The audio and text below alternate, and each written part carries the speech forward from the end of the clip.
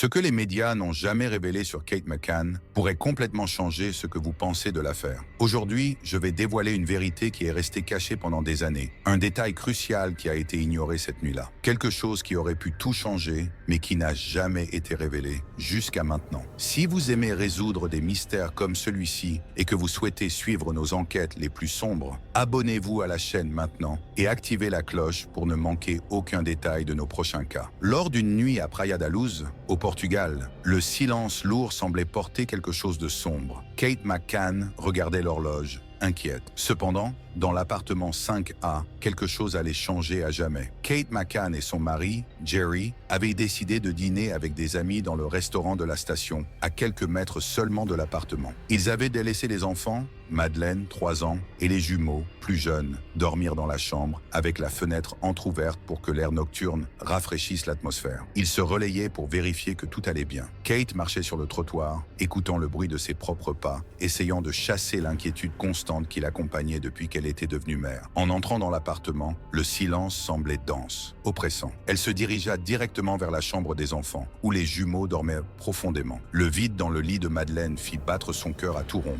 Non, cela ne peut pas arriver, pensa-t-elle, sentant la réalité lui échapper. Elle parcourut la chambre des yeux, mais le silence était assourdissant. « Madeleine ?» Le mot résonna dans l'appartement vide, mais il n'y eut aucune réponse. Les yeux de Kate parcoururent la chambre, puis le salon, et en quelques secondes, elle était de retour au restaurant. Courant, le souffle court, avec une seule phrase désespérée en tête, elle a disparu. Jerry se leva rapidement en la voyant arriver, mais les paroles de Kate le figèrent. « Madeleine n'est pas là, elle a disparu !» Exclamation marque. Les recherches commencèrent, mais il y avait un comportement étrange de la part de Kate que peu de gens remarquèrent. Peu après avoir constaté la disparition, sa réaction fut décrite comme froide et calculée, quelque chose qui souleva des soupçons parmi les enquêteurs, mais qui fut rapidement ignoré par les médias. Ce détail deviendrait crucial plus tard dans les enquêtes. Les heures passaient et chaque minute sans nouvelles de Madeleine rendait l'air plus lourd, chargé de peur et d'incertitude. Kate et Jerry, bien que des gens ordinaires jusque-là, se retrouvèrent bientôt au centre d'une des affaires les plus célèbres au monde. Mais qui étaient-ils? Avant la disparition,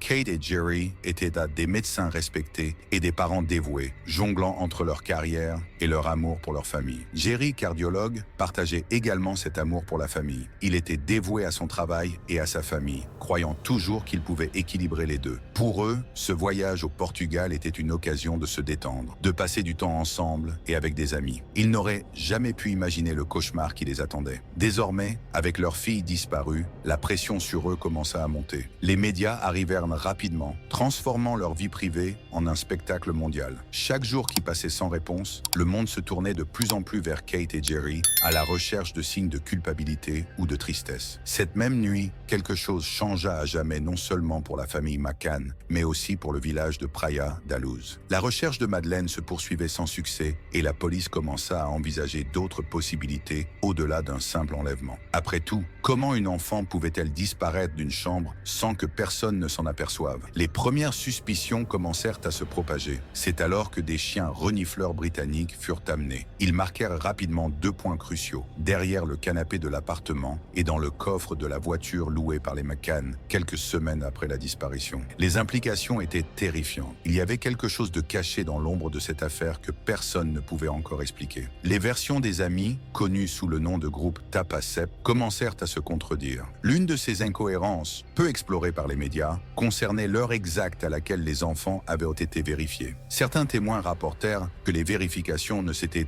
pas déroulées comme décrit, suggérant que quelqu'un du groupe en sursaut, revivant le moment où elle avait trouvé le lit de sa fille vide, devinrent constantes. Il était impossible de ne pas sentir la culpabilité ronger chaque pensée. « J'aurais dû rester avec elle », se répétait-elle. Jerry, de son côté, tentait de garder espoir, mais le poids du doute commençait à étouffer le couple. À ce moment-là, une grande question se posa. Madeleine était-elle encore en vie? Les parents eux-mêmes avaient-ils un rôle dans la disparition? Les jours suivant la disparition de Madeleine furent un tourbillon. Chaque minute sans nouvelles semblait une éternité pour Kate et Jerry, alors que leur monde s'effondrait autour d'eux. Les médias étaient sur eux, les journalistes posaient des questions auxquelles personne ne savait répondre. Où est Madeleine? Était la seule question qui comptait vraiment, mais l'enquête elle-même. La police portugaise, au début, traita l'affaire comme un possible enlèvement. Mais au fil des jours, puis des semaines sans aucune piste concrète, les choses commencèrent à changer. Bientôt, les parents eux-mêmes commencèrent à être traités comme des suspects. Imaginez l'impact de cela. Un couple désespéré pour retrouver leur fille disparue, soudainement interrogé comme s'ils étaient responsables. Kate commença à adopter un comportement que les enquêteurs trouvèrent troublant. Elle ne montra pas le genre de désespoir que l'on attendrait d'une mère en deuil, ce qui souleva de nombreuses suspicions. À un moment critique, lors d'une interview avec la police, elle refusa de répondre à plusieurs questions. Un choix qui soulève encore des doutes aujourd'hui. En savait-elle plus qu'elle ne le laissait entendre? Les tensions entre la police portugaise et britannique commencèrent également à croître. L'enquête, qui aurait dû être centrée sur la recherche de la fillette, se transforma rapidement en une bataille de versions contradictoires et une série d'erreurs qui ne faisaient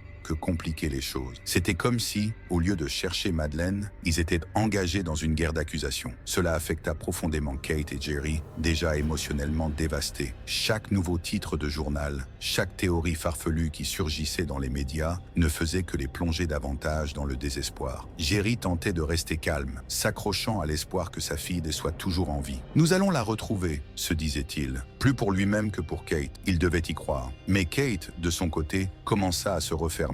Elle pouvait à peine parler aux gens autour d'elle, y compris Jerry. La culpabilité, la peur, le sentiment d'impuissance, tout se mêlait dans un tourbillon d'émotions qui la laissait au bord de l'effondrement. Le groupe d'amis qui voyageait avec eux commença également à sentir la pression. Leurs témoignages ne concordaient pas, les horaires des vérifications des enfants semblaient contradictoires, et cela ne faisait qu'alimenter davantage les soupçons. Cache-t-il quelque chose? Component placement, se demandait de plus en plus de gens. Mais quoi? Avait-il été négligent avec les enfants cette nuit-là? Ou bien quelque chose de pire s'était-il passé? Les choses atteignirent un point critique lorsque, des mois plus tard, Kate et Jerry furent officiellement déclarés arguidos ou suspects par les autorités portugaises. Ce qui avait commencé comme une recherche désespérée de leur fille se transformait maintenant en cauchemar juridique. Kate, qui jusqu'alors avait essayé de conserver un peu d'espoir, s'effondra complètement. Elle refusa de répondre aux questions de la police, affirmant qu'ils essayaient de l'incriminer au lieu de retrouver Madeleine. « Cela ne peut pas arriver », pensait-elle. « Ils cherchent au mauvais endroit. » Pendant ce temps, les médias du monde entier se retournaient encore plus contre le couple. Des titres spéculatifs, des théories infondées et un jugement public brutal commencèrent à dominer la presse. Kate, qui avait toujours été une personne discrète et centrée sur sa famille, se retrouvait désormais en une des tabloïds comme une méchante. « Comment peuvent-ils penser ça de moi ?» se demandait-elle, retenant ses larmes. Le moment le plus tendu survint lorsque l'un des enquêteurs principaux de l'affaire, Gonçalo Amaral, publia un livre affirmant que Madeleine était morte dans l'appartement et que les McCann avaient dissimulé les faits. Pour Kate et Jerry, ce fut comme un coup de poignard en plein cœur. Non seulement ils n'avaient toujours pas de réponse sur l'endroit où se trouvait leur fille, mais ils étaient maintenant accusés d'être responsables de sa mort. À ce stade, Kate ne savait plus quoi ressentir. La peur de ne jamais revoir sa fille se mêlait à la colère d'être traitée comme coupable. « Qu'est-il arrivé à nos vies ?» pensait-elle, se demandant si elle aurait un jour la chance de serrer Madeleine dans ses bras. À partir du moment où Kate et Jerry furent déclarés suspects, tout autour d'eux commença à s'effondrer. Le calme qui avait régné les premières semaines de la recherche fut remplacé par un sentiment constant de persécution. Les médias ne les lâchaient pas, et chaque titre semblait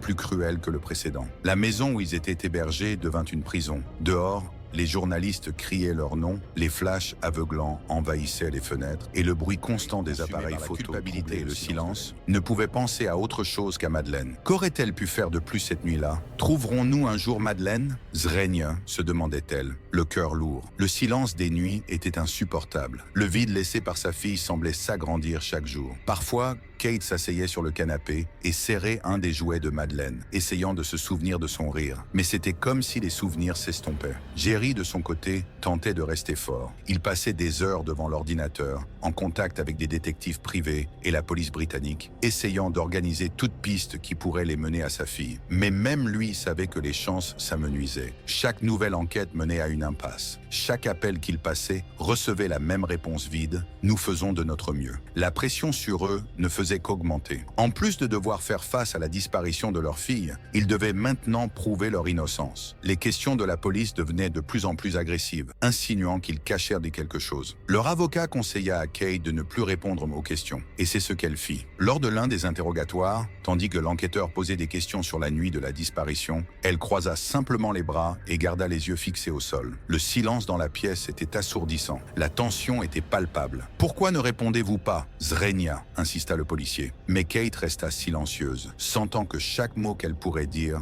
serait utilisé contre elle. Des gens qui autrefois soutenaient le couple commencèrent à les attaquer sur les réseaux sociaux, les traitant de monstres. Les commentaires cruels se multipliaient et Kate, déjà dévastée, commença à éviter de sortir de la maison. Elle se sentait prisonnière, non seulement de la situation, mais aussi de sa propre douleur. Les gens pensent-ils vraiment que j'aurais pu faire du mal à ma fille? Elle posa cette question à Jerry une nuit, d'une voix à peine audible. Il ne répondit pas. Comment aurait-il pu? Même lui ne savait pas comment faire face à tout cela. La situation s'aggrava lorsque les fonds de dons pour retrouver Madeleine commencèrent à être examinés. L'idée que l'argent donné puisse être utilisé pour payer des avocats ou pour la vie personnelle des McCann devint une autre arme entre les mains des médias. Le couple, déjà émotionnellement épuisé, devait maintenant se défendre non seulement contre les accusations liées à la disparition de leur fille, mais aussi contre les insinuations selon lesquelles ils profitaient financièrement de la tragédie. Le point culminant de ce cauchemar public fut atteint lorsque même les amis du couple commencèrent à prendre leur distance. Les soupçons lancés sur le groupe qui dînait avec eux créèrent des fissures dans leurs amitiés, et ce qui était autrefois un réseau de soutien solide commença à se désintégrer. Désormais, Kate et Jerry étaient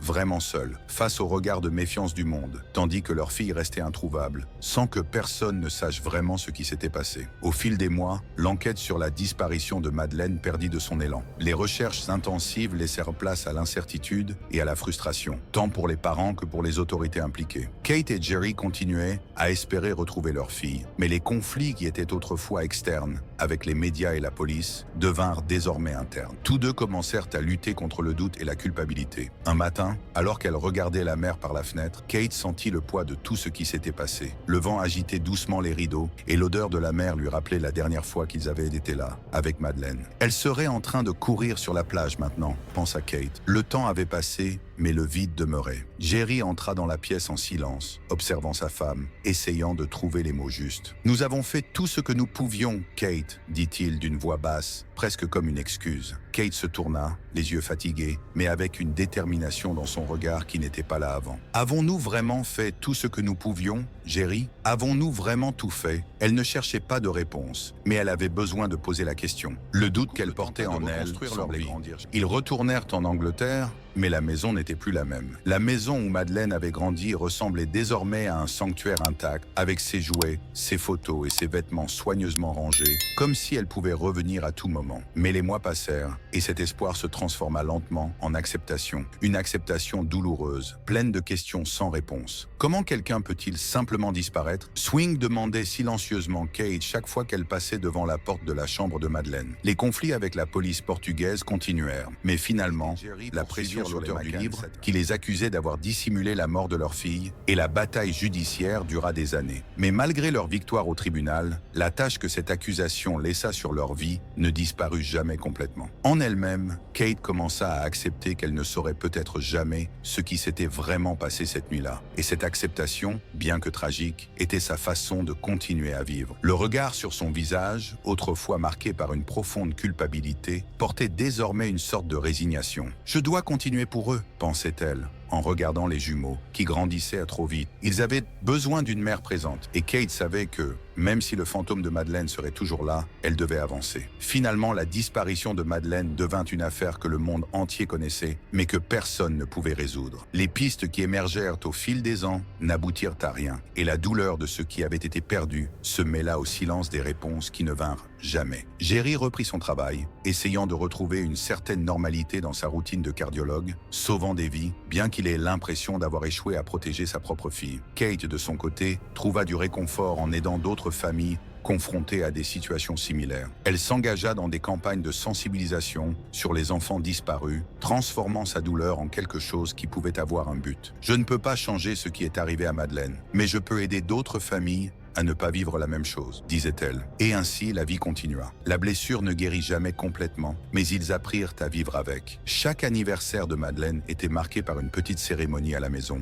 où ils allumaient une bougie et restaient en silence, ensemble. C'était la seule manière qu'ils avaient trouvée pour honorer la fille qui n'était jamais revenue. En réfléchissant à tout ce qui s'était passé, Kate revenait toujours à cette nuit-là, à ce moment exact où elle était entrée dans la chambre et avait vu le lit vide. Les choses auraient-elles pu être différentes, se demandait-elle. mais désormais plus comme une habitude que comme une véritable espérance de changement. Le passé ne pouvait pas être modifié, et Kate le savait. La seule chose qui restait était le présent. Vivre pour les enfants qui étaient encore avec elle et se souvenir de Madeleine de la meilleure manière possible, avec amour et non avec douleur. Mais avons-nous vraiment vu toutes les pièces de ce puzzle? Il est clair que l'affaire Madeleine McCann reste entourée de mystères et de questions sans réponse. La douleur et le désespoir de Kate et Jerry au fil des ans nous montrent comment une tragédie de cette ampleur peut non seulement détruire une famille, mais aussi marquer le monde entier. Malgré tous les efforts, le sort de Madeleine demeure inconnu. Cette affaire soulève une question troublante. Le mal se cache-t-il vraiment là où on l'attend le moins? Comme nous l'avons vu, tous les monstres ne se cachent pas dans l'ombre. Parfois, ils sont plus proches que nous ne l'imaginons, mêlés à la normalité de la vie quotidienne. Si vous êtes arrivé jusqu'ici, commentez. Je suis un chasseur de mystères, pour que je sache que vous avez regardé la vidéo jusqu'à la fin. Je veux voir combien d'entre vous sont prêts à continuer avec moi. Et bien sûr, si vous n'êtes pas encore un chasseur de mystères, abonnez-vous maintenant et aidez à dévoiler les secrets les plus sombres de l'esprit humain. Cette affaire a peut-être laissé un vide, mais il nous reste encore de nombreux autres mystères à explorer. Avez-vous une suggestion de mystère ou de cas intrigants que vous aimeriez voir sur la chaîne? Laissez-le dans les commentaires. Nous sommes toujours à la recherche de nouvelles histoires à démêler, des disparitions choquantes aux crimes complexes qui défient l'esprit humain. Qui sait, votre suggestion pourrait être le prochain mystère que nous enquêterons ensemble. Si vous êtes en quête de réponses, alors vous ne voudrez pas manquer la prochaine vidéo. Nous allons plonger encore plus profondément dans des mystères qui défient la logique et nous font remettre en question ce que nous savons réellement. Cliquez ici et préparez-vous à découvrir ce qu'il y a de plus sombre et d'intrigant. Ne le manquez pas. Et souvenez-vous, chasseurs, restez vigilants, car le mal peut être plus proche que vous ne le pensez. À la prochaine enquête.